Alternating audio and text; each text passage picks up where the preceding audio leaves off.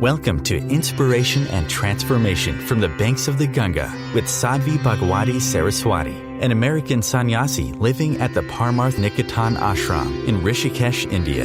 Sadhvi is president of the Divine Shakti Foundation, a charitable organization bringing education, vocational training, upliftment, and empowerment programs to women and children.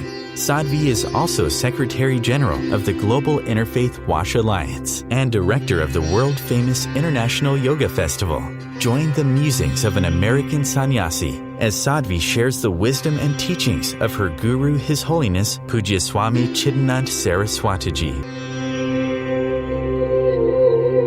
Welcome, everyone, to Inspiration and Transformation from the holy banks of the sacred Ganga River in the land of Rishikesh, India.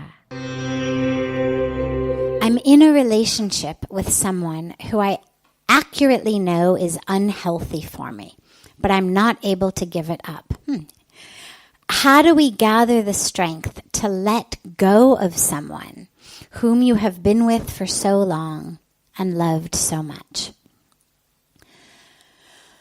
Well, the first piece of this is we really have to ask ourselves, and it's good, this ties in nicely with the first question.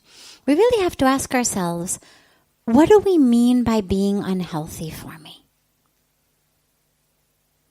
And that requires a lot of real introspection. So, for example, I like to be right. Now, if I were in a relationship with someone who were telling me that I was wrong, that would be difficult for me because I have, you could say, and I don't necessarily mean me specifically, I'm playing roles here. I do like to be right anyway, but we'll play it a little bit even bigger. I've got an attachment to being right all the time about everything. Everything has to be my way or no way. Because I am the smartest. I am the one who knows everything. And so everything has to be my way. So now let's say I get in a relationship with someone who has the audacity to say to me, maybe not in the beginning, or I wouldn't have fallen in love in the first place. Maybe in the beginning when he was courting me, he thought, wow, God, she's really smart. Yeah, that's right. Yeah, that's right. Wow, that's also right. And then as we got closer, maybe he started seeing that my need to be right was actually not due to me knowing so much, but due to my fear of my own vulnerability, due to my own fear of the unknown, my fear of my worthiness. Would I be worthy if I didn't know everything? Would I be worthy if I weren't right all the time? And so he started to pick up on this, and he also noticed some things that I said that just absolutely were not right. And so he started saying to me, this isn't right. That's not right. Now, if I'm still super attached in being right, I may convince myself this guy is not right for me. This guy is unhealthy for me. Look at the way he's insulting me. Look at the way he's putting me down. I need to be with someone who makes me feel good about myself, right? I mean, we can rationalize anything. I need to be with someone who's, filling me and helping me grow, not somebody who's telling me I'm wrong. Well, in that particular case, being told I was wrong really would be the most important thing for my growth, if I could take it. It would force me to look at my addiction to being right. It would force me to sit in a place of vulnerability of sometimes having to say, I don't know. But my ego, if I weren't able to look at it, if I weren't already on a path psychologically and spiritually of looking at the self, my ego could absolutely convince me this guy is not good for me. And I could go out and tell my friends, God, he's constantly telling me I'm wrong. He's got no respect for me. And of course, my friends would say, well, then dump him. My God, he sounds horrible. Who needs that? right? I mean, you need somebody who's going to make you feel full and complete and whole. And so you see how I could rationalize getting out of a relationship that really was good. Now, I don't know anything else about this man, but at least that part was good. That part was challenging me in a safe environment to look at my own stuff, to force me to grow. But my ego, if it's scared of growing, I'm going to convince myself this guy's wrong for me. And so I would say the first thing to do is really, if we've convinced ourselves the relationship is unhealthy, to really take a look at what's unhealthy about it. Sometimes we are what's unhealthy about the relationship. And unfortunately, you're stuck with yourself. You know, wherever you go, there you are. In psychology, they call it pulling a location, meaning, doesn't feel so good here, I'm going to feel so much better in Tahiti. But actually, when I get to Tahiti, sitting on the beach, pina colada in hand, there I am. And so I'm not actually able to run from that. So the first piece is really analyze, is it really unhealthy? And is it really the other person who's unhealthy? Or is it my way of interacting that's unhealthy? And maybe the universe has given me this person to help me wake up. Otherwise, I mean, you could look at all the other things in our life we have relationships with other than people and say, well, that's unhealthy. I mean, you could say poverty is unhealthy. When the stock market crashes and I lose my life savings, that's unhealthy. Getting a disease is unhealthy, literally. Having a loved one die is unhealthy. I don't want that. I want out of that relationship with life. If we had the ability, a lot of us would get out of those relationships in which we lose that which we care about. Now, we don't have that ability. We can't walk away from the stock market that has crashed, the loved one who has passed away. And what that does, the reason I mention it, is it forces us to realize, well, God, you know, the universe that's so committed to my awakening, that's so committed to my unfolding, that's so committed to me discovering who I am and uniting with God, keeps throwing me these things that don't feel good. And what that teaches us is that feeling good is not always synonymous with what we need on our spiritual path. Now, of course, that does not mean be a masochist and, you know, force yourself to stay in situations that are horrible for you. But it just means be honest with yourself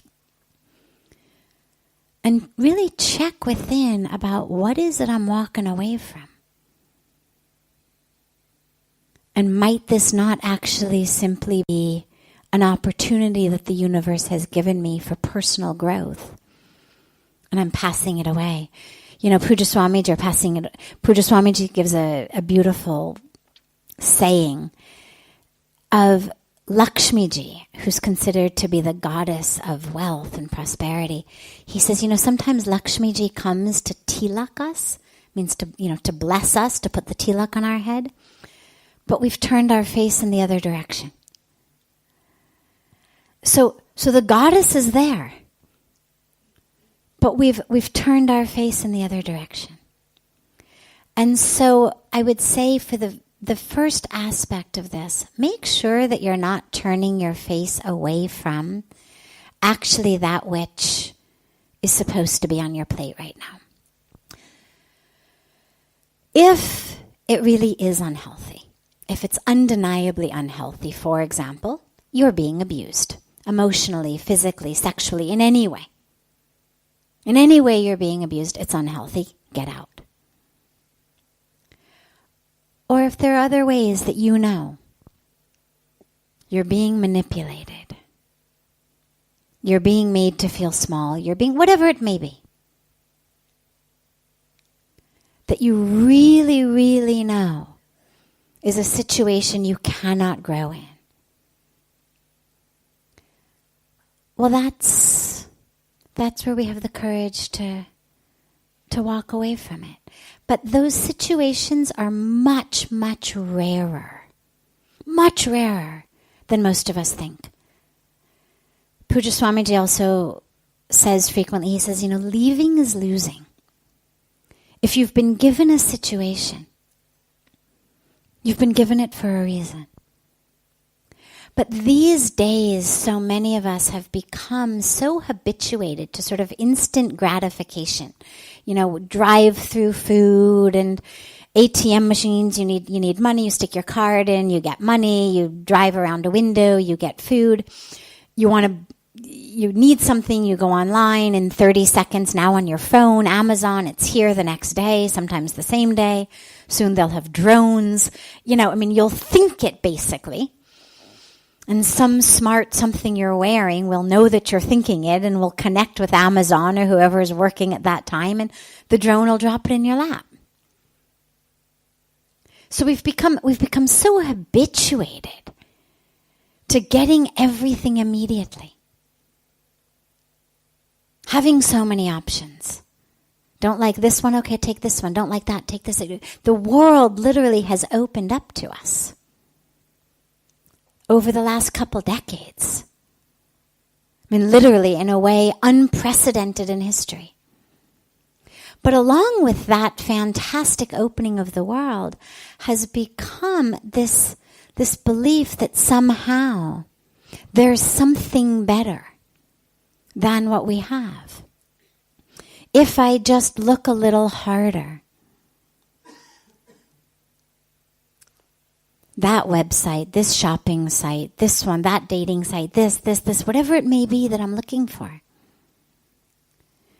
I'm going to find it somewhere better, somewhere else.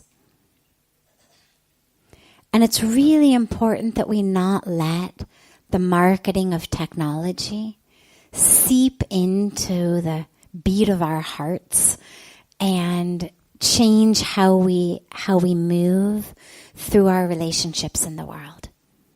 So if it really is unhealthy, get out. It takes a little bit of willpower. If you're diabetic and the doctor says stop eating laddus, okay, you want to eat them, you love them, you've always eaten laddus. But at some point you're going to choose your health over the laddus. Every time you eat one, you have a diabetic crash. Eventually, you stop eating them or you die. One or the other. So if you want to live, you stop eating the laddus, you stop eating the cake. In the same way, as addicted as we may be or comfortable as we may be on some warped level in a relationship that really is abusive, you've got the same choice the diabetic has. Either leave it or die. Physically, emotionally, spiritually. But, as I said, worth emphasizing again at the end, those are the very rare situations. In the vast, overwhelming majority of situations, it's our ego that has gotten uncomfortable with a situation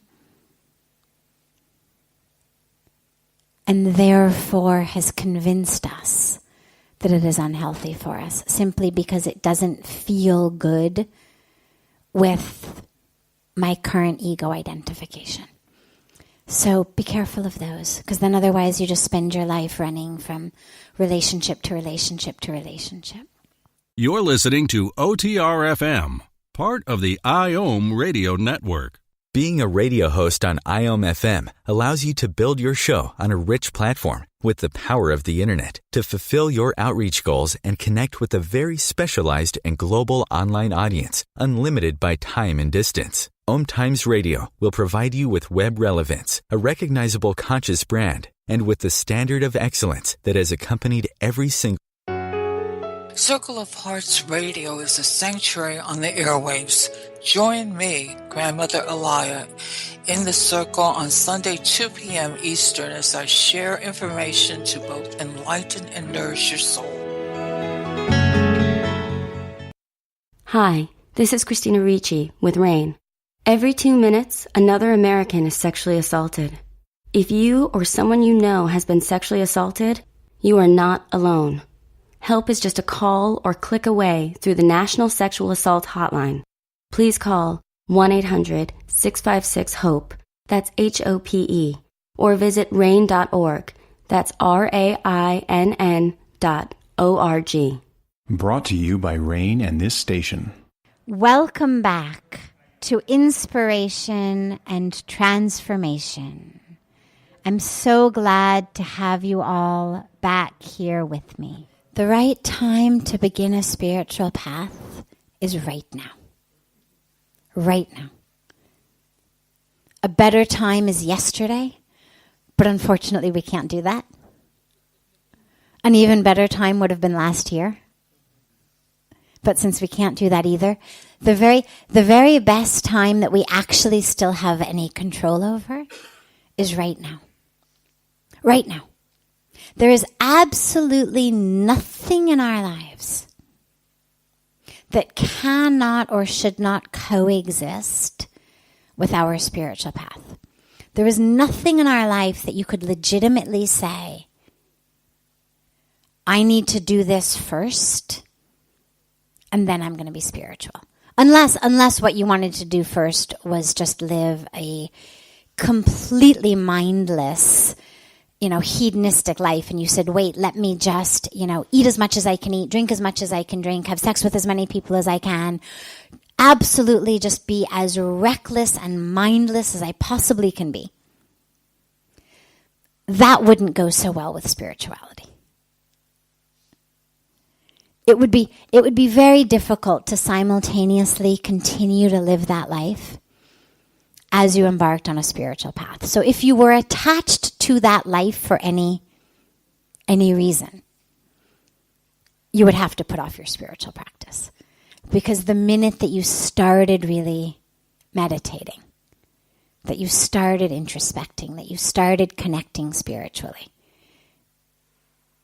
you can't keep living on the surface. But assuming that that's not your goal, assuming that your goal is not how superficial of a life can I possibly live, the time for spirituality is right now.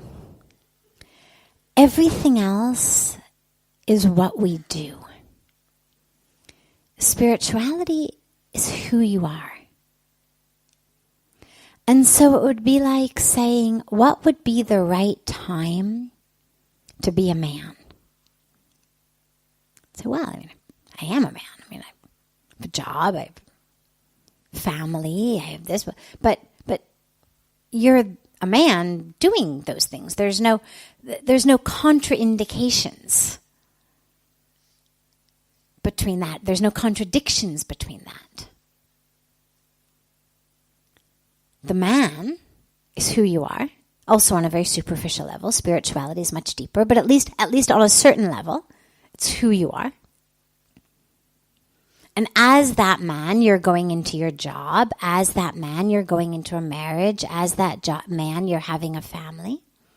As that man, you're having friends. Well, in the same way, on an even deeper level, as a spiritual person, or on an even deeper level, as spirit, as consciousness, you are in a body that is currently in the form of a young man who has a job. You are spirit, you are consciousness in the body of a young man who has a wife and kids. There's no contradictions there. In fact, you're going to be much better as a husband, as a father, as a friend, as a man, by identifying most deeply as the fact that you're consciousness and spirit. Because that then dictates how you do it all. Simply having a job is not, such a great accomplishment. I mean, it's good. Congratulations. You get up every day and put food on the table. That's wonderful. But my point is there's billions of people around the world who have jobs. There's billions of people in the world who have marriages and children and families. We all have families. What makes you unique, what makes you something other than just everything else that's going on, is connecting to spirit, connecting to consciousness. That's what makes you not just the actor merged with the mask who thinks you are man, who thinks you are your job or that you are your relationships. Connected to spirit will help you as you move through, as you do all of this, know how to do it. And then the side beautiful bonus and benefit is you'll pass it on to your children. You'll pass it on to those who are with you. And you'll actually be a part of bringing about a change in the world, because what we need are more and more people connected to spirituality. If everybody waits until they're, old and retired and they've done everything, and okay, well, so I've done it all, now I guess I'll be spiritual.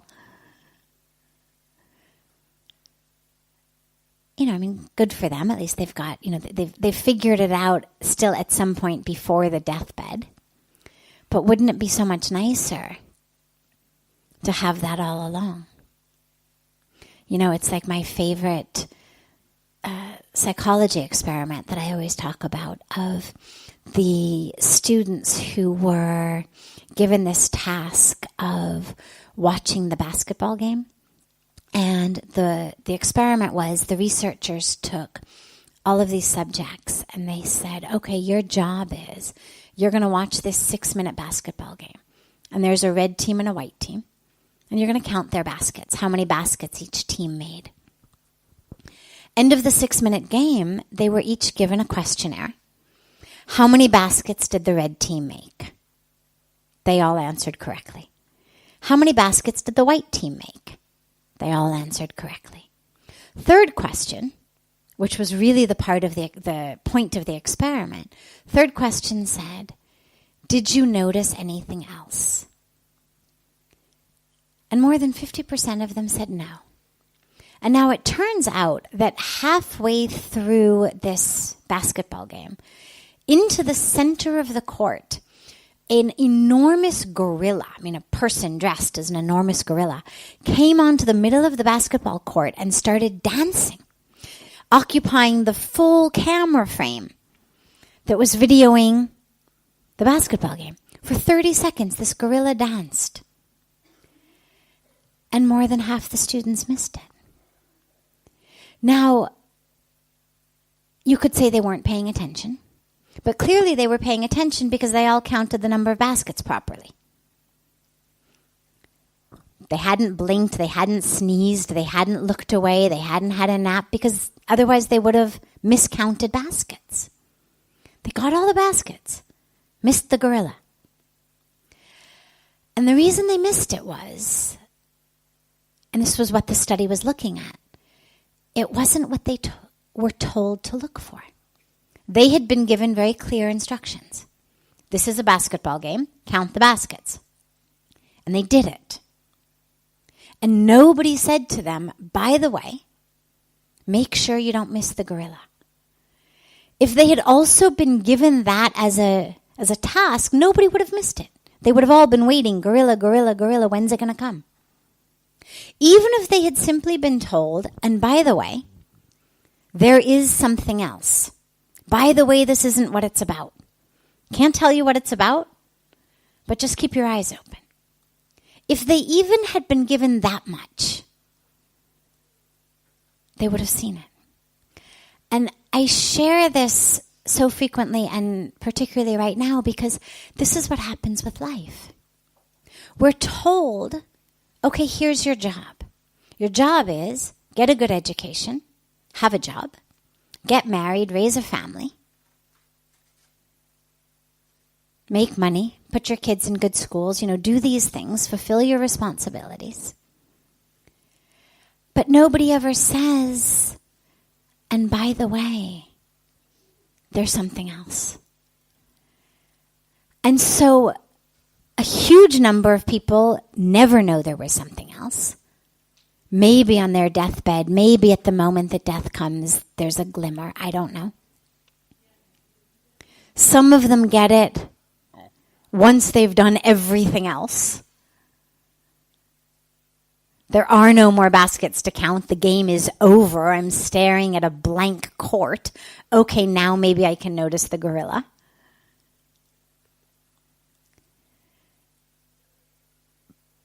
But to ask this early in the game, by the way, is there something else I should be looking for? That's really special. And that's ultimately what the point is. So this is why the right moment is now. Keep your eyes open. Unlike the gorilla, it's not a one-time thing for 30 seconds and then it goes away. It's there. In every moment. And opportunities are there in every moment to connect with that. This is OTR-FM, part of the IOM radio network. OMTimes Magazine is one of the leading online content providers of positivity, wellness, and personal empowerment. A philanthropic organization, their net proceeds are funneled to support worldwide charity initiatives via Humanity Healing International. Through their commitment to creating community and providing conscious content, they aspire to uplift humanity on a global scale. OMTimes, co-creating a more conscious lifestyle. Do you have time to read that inspiring book or that blog post you've been meaning to get to? In your busy world, how do you improve yourself and keep your life going? I'm Lisa Kay, and my Between Heaven and Earth radio show can transform your life just by listening. Be uplifted with inspiring topics, positive stories, and ideas that really work. Between Heaven and Earth radio is conscious living for your soul, every Wednesday at 4 p.m. Eastern Time. Like Baldwin with People for the Ethical Treatment of Animals. I grew up loving circuses and other traveling animal shows, but it never occurred to me what life might be like for the animals. Training wild animals to do things they don't understand takes force. Routine discipline with a hook or whip with the heel of a boot shows the animal exactly who's the boss. Don't patronize animal acts. Please contact People for the Ethical Treatment of Animals. 757-622-PETA. Welcome back. This is Sadhvi Bhagawati Saraswati with inspiration and transformation. Toxic people. It's a recurring theme. It's so hard. It's so hard because even when we know it in our minds, there's something in us that just reacts and responds, even if we don't speak it out loud. That reaction happens inside. And so the toxicity, it's not just that that person is toxic out there. It's that toxicity is contagious. So here's how to deal with it. First of all, as we were speaking before, it is important to understand that you are in this situation for a reason. Most of us, when we're with people like that, all we can think of is, oh my God, how can I get the hell out of here? How can you get this person away from me? That's where most of our mind energy goes. And it's really important to remember that there is a reason I am in this situation. There is something I am supposed to learn in this situation. There is a layer of the onion of myself that is supposed to be peeled back.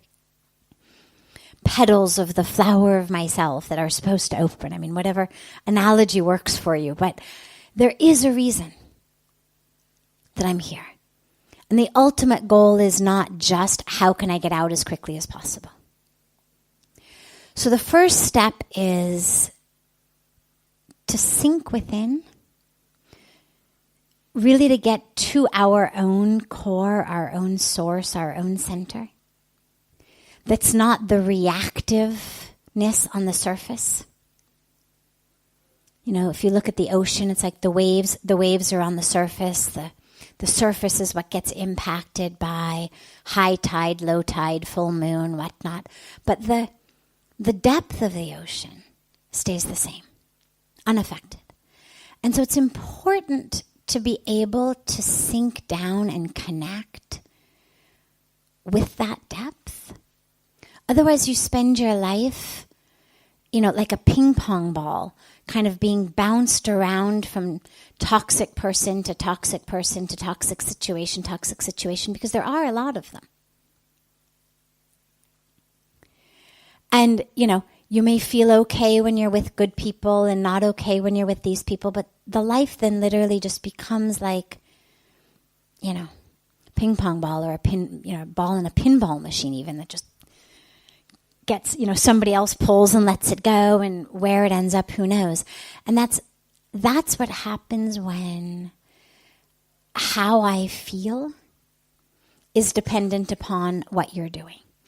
So in all of these circumstances, the ultimate highest lesson for all of us is, how can the reins of my life be in my hands? And before I go on about, you know, how to deal with the situations, it's important to realize, even you use the word toxic, poison. What we know historically and even currently, there's all kinds of scientific research, actually. I mean, the Indian devotional history gives it to us as well. We have stories of, you know, people like Mirabai, for example, who were given a bowl full of poison. But into the poison she sees nectar. Takes Krishna's name, drinks it, it becomes nectar. Okay, so that's devotional. But there's actually also a whole body of scientific research these days about religious communities in America who literally take strychnine, which is a lethal poison, but they do it in a religious environment, in a religious ceremony, and amazingly they're unaffected by it. Now this is obviously a don't try this at home example. Nobody should go and say, but Sadhviji said, you know, that if I just believe enough. I don't know the mechanism by which it works exactly, but what we know is it does happen. We know there is a mechanism whereby the state that the mind is in is absolutely able to render physical substances that chemically, molecularly are lethal, harmless. People walk on fire, hot coals, they don't get burned. Also in religious environments, again, don't try this at home. We know this. And again, this is something that science is now studying, so it's not just stories told in religious communities.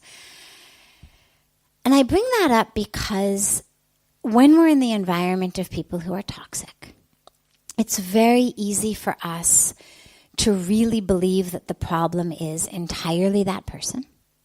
And in some cases it may be. But that there is no other way of feeling, there's no other way of reacting, there's no other way of responding in that person's presence other than to feel miserable. That it would be impossible to be in that person's presence and not be troubled by it. And we take that really as just fact. This person is horrible. This person is toxic. It is a fact of that person. I need to just get out. Or remove that person. And what I love about the science of people literally drinking poison is that if strychnine isn't toxic, if somehow the power of our mind, and these are not, from the studies I've read, these are not like, super mystical, trained religious people. It's not like the Tibetan monks who, dry wet towels on their shoulders in the mountains and generate enough heat that they actually dry the towels. It's regular people. And what that means is that there actually is a power in the mind that is so strong that it can even render hot coals something that doesn't burn us, fire something that doesn't burn us, poison something that doesn't kill us. Which means it's got to be strong enough to render a toxic person innocuous in our presence. You may not be able to change the person, but at least to render them inert, you could say, in our presence. There's a beautiful quotation from the Buddha that says something like, become a river of compassion so that the flames of discord are automatically extinguished when they come near you. So it's not about going out to extinguish other people's flames. It's about becoming this river such that the flames are automatically extinguished. And that's the goal. Now, that's all the highest vision for you to hold of what's possible. Awareness of what's possible. But I also want to take a moment and just look at what most of our day-to-day practical, realistic situations look like. And yeah, there really are times where there are people who, for whatever karmic package reason they're going through,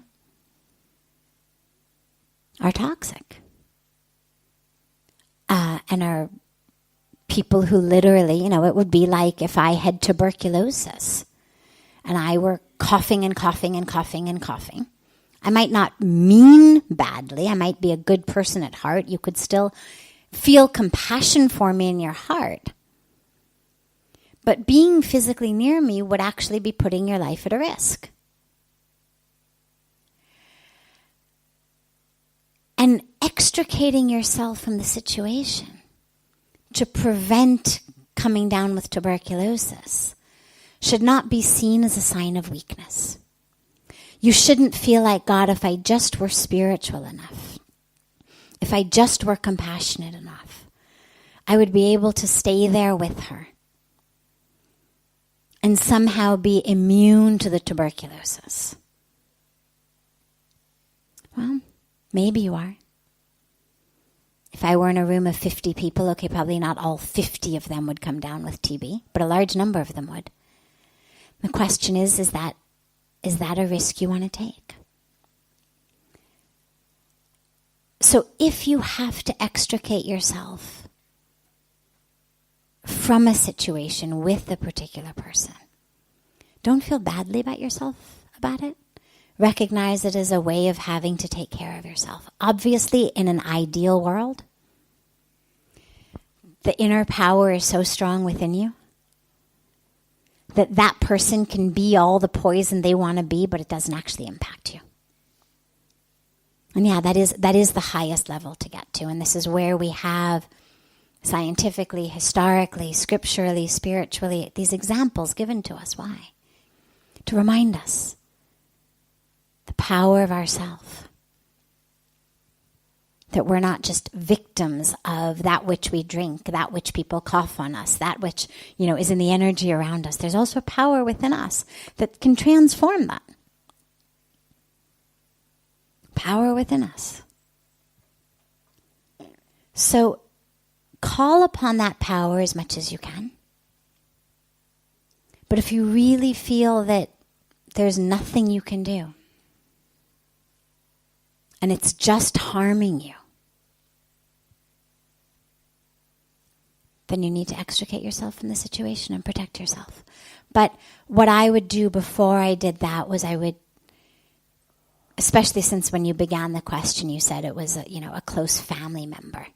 If this were just, somebody who took their coffee at the same Starbucks you do, I would say, you know what, don't worry about it. Just sit at a different table, I mean, sure, if you've got lots of extra time and energy on your plate, you might want to investigate further. But if not, just drink your coffee someplace else. But if this is somebody in the house or someone you have to interact with on a regular basis, see whether you could do a temporary removal of yourself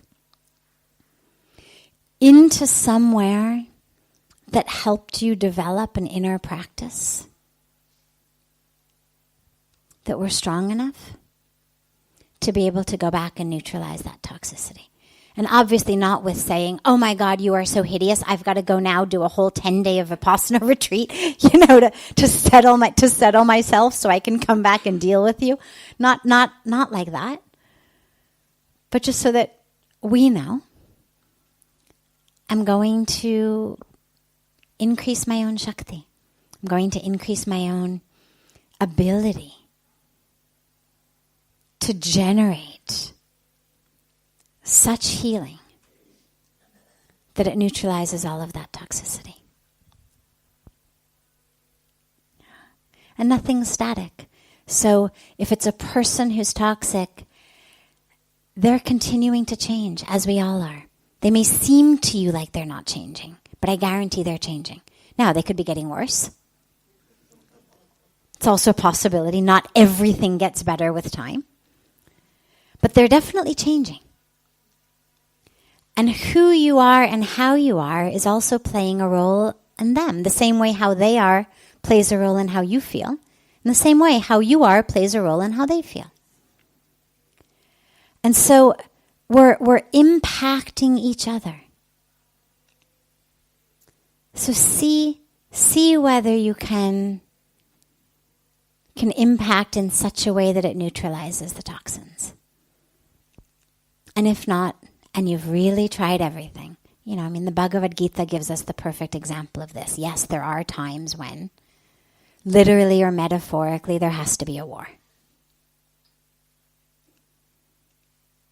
But only after you've tried everything else. This is OTR-FM, part of the IOM radio network.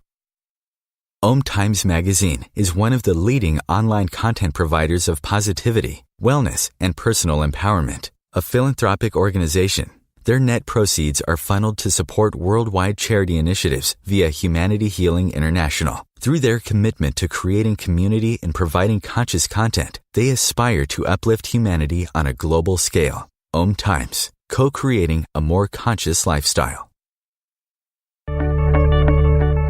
Do you have time to read that inspiring book or that blog post you've been meaning to get to? In your busy world, how do you improve yourself and keep your life going? I'm Lisa Kay, and my Between Heaven and Earth radio show can transform your life just by listening. Be uplifted with inspiring topics, positive stories, and ideas that really work. Between Heaven and Earth radio is conscious living for your soul, every Wednesday at 4 p.m. Eastern Time. Like Baldwin with People for the Ethical Treatment of Animals. I grew up loving circuses and other traveling animal shows, but it never occurred to me what life might be like for the animals.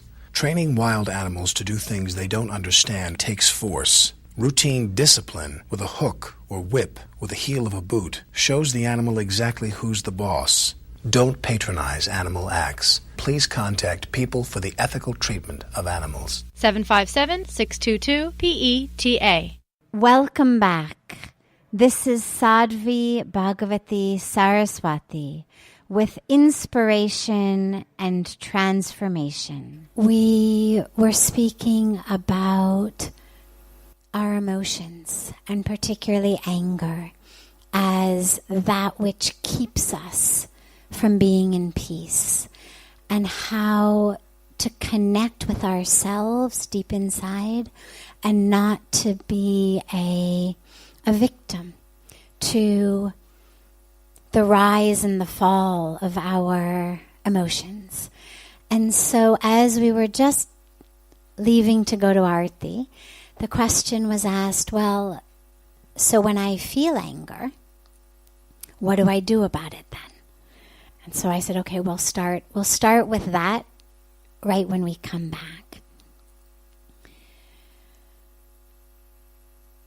Whatever emotion we feel coming that threatens to disconnect us, that threatens to pull us out of our center, to pull us out of who we know we are. The first piece that's most important, of course, as we've been discussing, is to recognize it's not me. And so most of us say, I am angry. I am angry implies there's no option. I mean, I'm 5'3". So okay, I can't do much about that. I'm not going to grow any taller. I'm not going to grow smaller. That's set. That's how tall my body is. But with the emotions, as we know when we really watch them, they're constantly changing. And so the patterns of chemical and electrical activity in our minds, in our brains that we call anger, they happen for a very short period of time. And it's, as I said, it's chemical and electrical patterns of behavior. It's not who I am.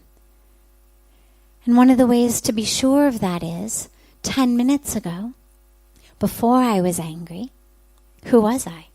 If I am anger, then 10 minutes ago, who was I? An hour from now, who will I be? So clearly, I am not angry. But when we say I am angry, it implies there's no option. But there is an option.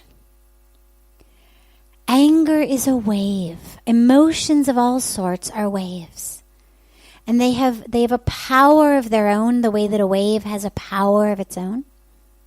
But we have a choice when a wave comes. Either we throw ourselves into it and we let it take us. Sometimes we drown. Sometimes we get washed out to sea.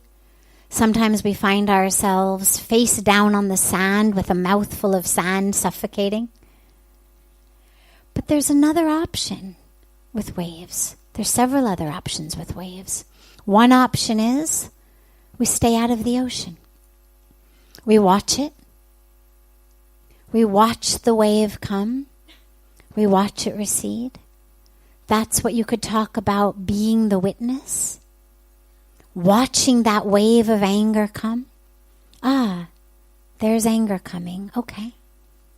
And it comes and we watch it rise and rise and rise. And it's not that we're not impacted by it. We feel it. The same way that you feel, even if you're not in the ocean, you feel the spray of the wave of water coming. But you don't drown in it because you're just watching it. Another way, so you're in the ocean. You're in the ocean, no problem. Deep in our lives, deep in our emotions. But when it comes, if we don't want to drown, if we don't want to be carried out to sea, if we don't want to be face down in the sand, what we do with waves is we face them and we dive deep. And anyone who has ever swum in the ocean knows this is what to do with waves. If you're swimming and a big wave comes, you can't outrun it. You can't turn around and expect you're going to get to shore before the wave gets there. So you face it. You face it. You see it coming. And then you dive deep. And the wave goes one way, and you come up the other way.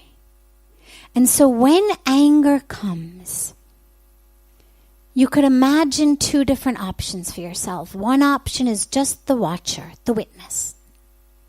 There's my anger coming. And that's a beautiful place to be. It's a beautiful practice.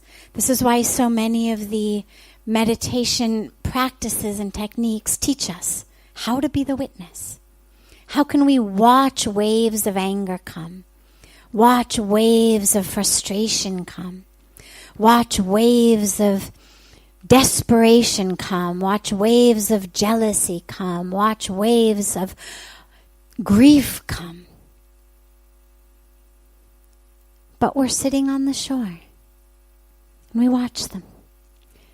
And another way to do it is to be fully present in it. But you dive so deep into the depth of it that actually the wave doesn't drown you. And either of those is a beautiful practice. So when you are living your spiritual life,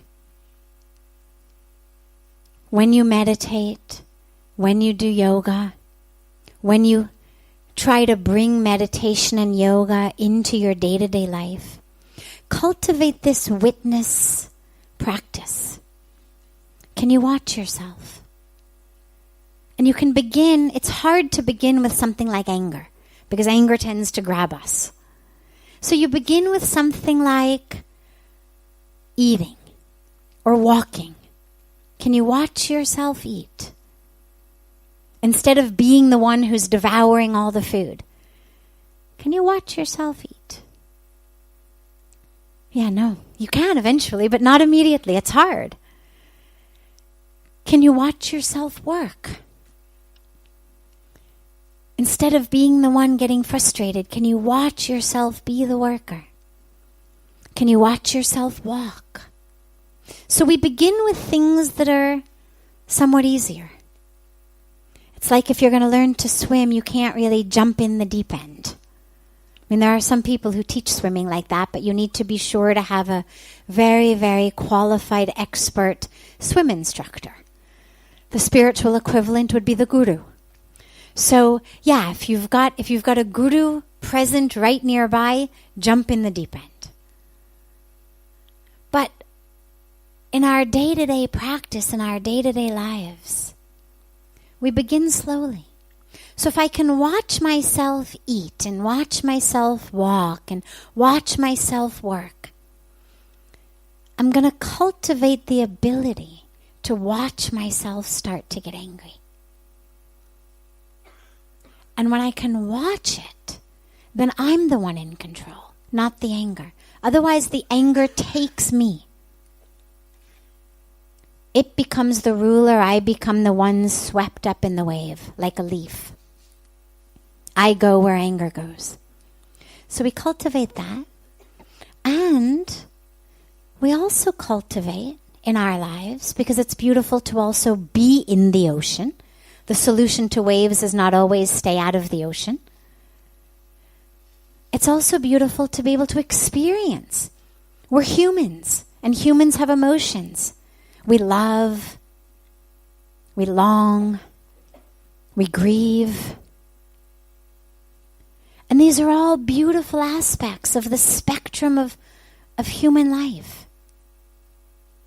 And so the answer is not always just, stay out of this ocean, stay on the shore, but how to be in love, how to be in the world, but not get tossed about by the waves.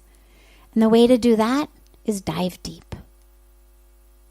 Dive as deep as you can.